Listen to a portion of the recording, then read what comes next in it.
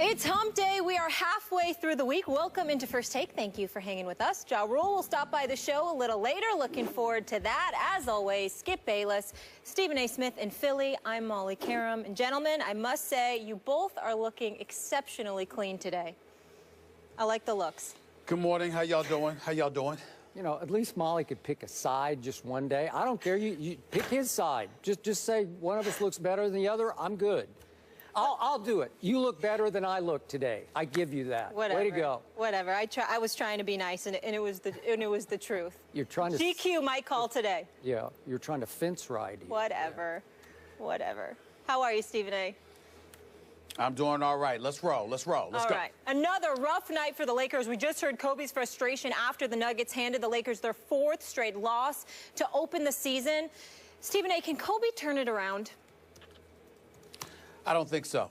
I mean, I think that he can turn some of his shooting woes around, but he's not going to turn around the fate of the Los Angeles Lakers. This is simply not a good basketball team. You've got a mixture of young and old with parts that don't match in a Western Conference that's just so pristine, so big time that the Lakers entered this season irrelevant before a game even began. That's just really the reality of the situation. We're looking at Kobe Bryant right now. Obviously, he's not impressive. Another night where he struggled shooting from the field for the most part.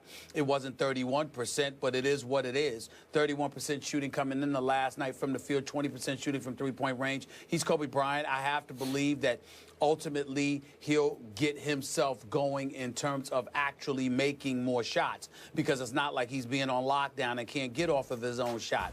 But in the end, this is the game of basketball, Skip Bayless, and what we have to take into account is the level of talent that is playing alongside him. D'Angelo Russell may have all the potential in the world, but he's a rookie, okay? Swaggy P has become a caricature of himself. You look at this kid, Julius Randle, didn't play his rookie campaign because he got hurt the first game of the season, and he was raw coming out of Kentucky. So he's got some development to do. So essentially, he is a rookie himself. And then you take into account your experienced front line players, even though Louis Williams can give you something off the bench tantamount to what Swaggy P, Nick Young could give you, if not better. In the end, he's but so limited because you've got Kobe and you've got Clarkson to consider. And then when you look at your front line, you've got a guy in Brandon Bass that can hit open shots and defend, but he's an average player. Let's just call it what it is. And then you look at a guy like Roy Hibbert, who lost some pounds in the offseason. I suppose some people thought that would make him faster, but he's still as slow as a snail compared to the competition in the Western Conference. And in today's NBA basketball game, you get up and down the floor. You run. There are fives who are really stretch fours, and this is what they do. Everybody's stretched to some degree. You've got to be, unless you have surreal defensive prowess like a Dwight Howard, like a Hassan Whiteside, or you've got big-time offensive skills like a DeMarcus Cousins, who I believe to be the best big man in the game.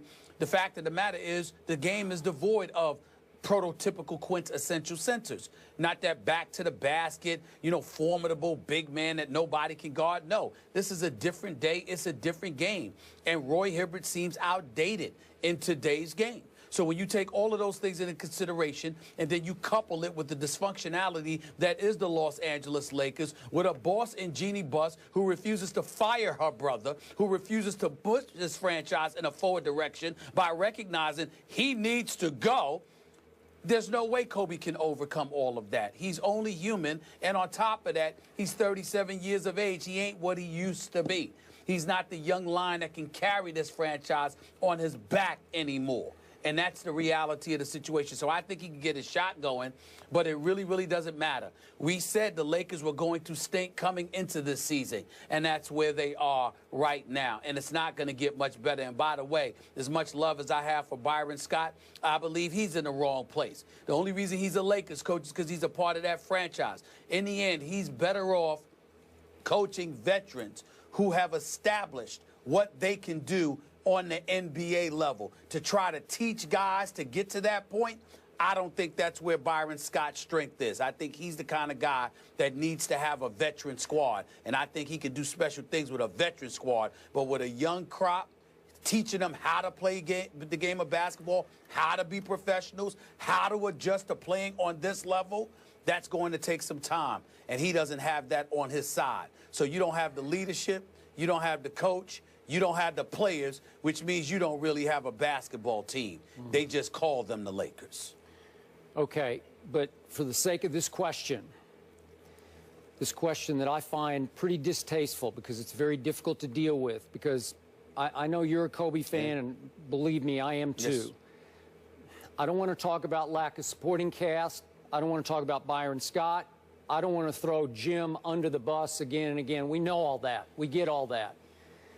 This is about Kobe, and I think I hear you saying that you're at least seeing the beginning of the end of Kobe Bryant. Is that fair to say this morning? Well, I think it's fair to say because he refuses to leave the Lakers, Skip, which is why I brought all of those other things up. If he was playing on a quality basketball team with quality players, I think that this is nothing more than a shooting slump. But with the Lakers, when you don't have anything to work with, I think it's worse than that because you're on the Lakers.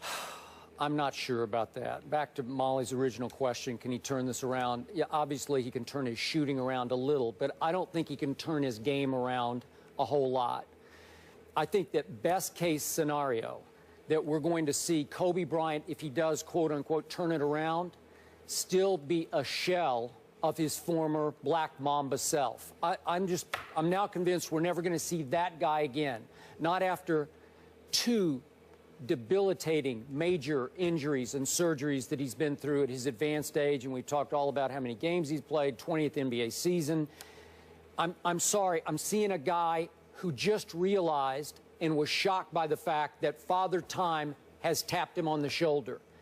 And I never thought I'd see Kobe Bryant lose his confidence, but Stephen A., I know it's only 4 games in, but I watched last night. He just looked shell-shocked. He looked like a guy who's looking down at his body saying, go, you know, come with me. Come, and the body won't go with the spirit, won't go with the heart, won't go with the guts anymore. And Kobe's just reduced to a spot-up shooter who has completely lost his confidence. Do you realize that last night, Kobe Bean Bryant shot 3 air balls? 3. He shot 2 air balls on 3-point shots and 1 on a mid-range jump shot. How embarrassing, how humiliating was that for one of the all-time greatest players? I think we both agree he's in our top 10 all-time.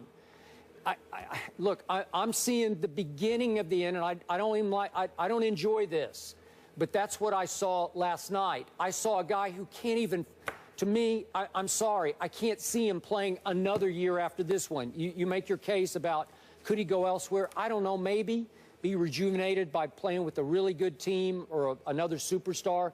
I hope you're right about that. That's not the guy I saw last night. And Stephen A. That's fair. Late in the game, there was a play that caught my eye. It wasn't the deciding play of the game, but it was still, the game was still hanging in the balance. It was 2:18 left.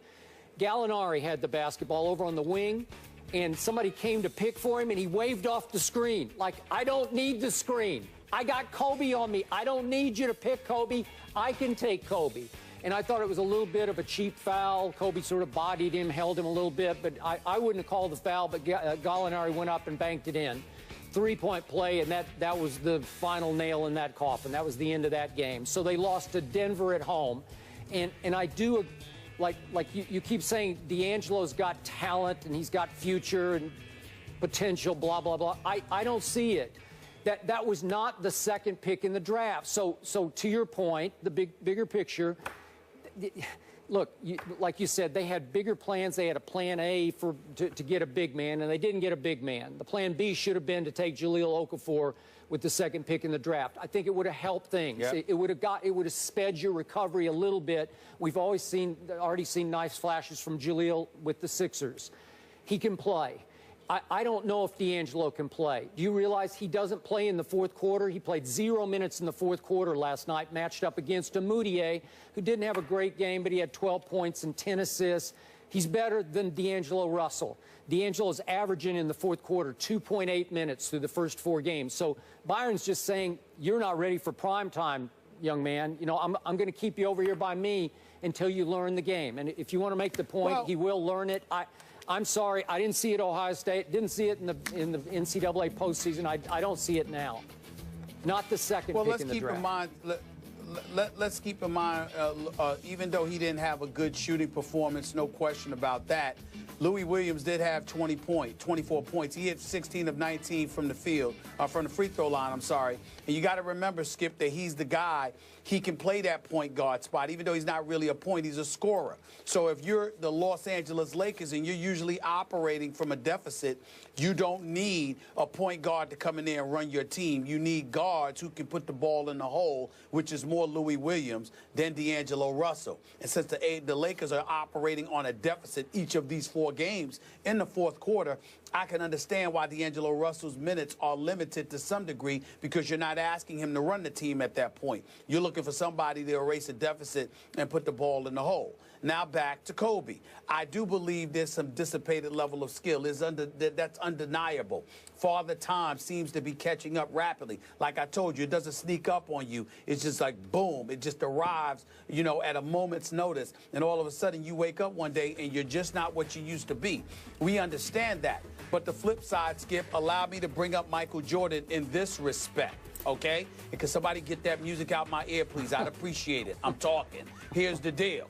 When you're talking about Kobe Bryant, do you remember Michael Jordan, Skip, when he was with the Wizards? Yep. He clearly wasn't the Michael Jordan that was with the Bulls.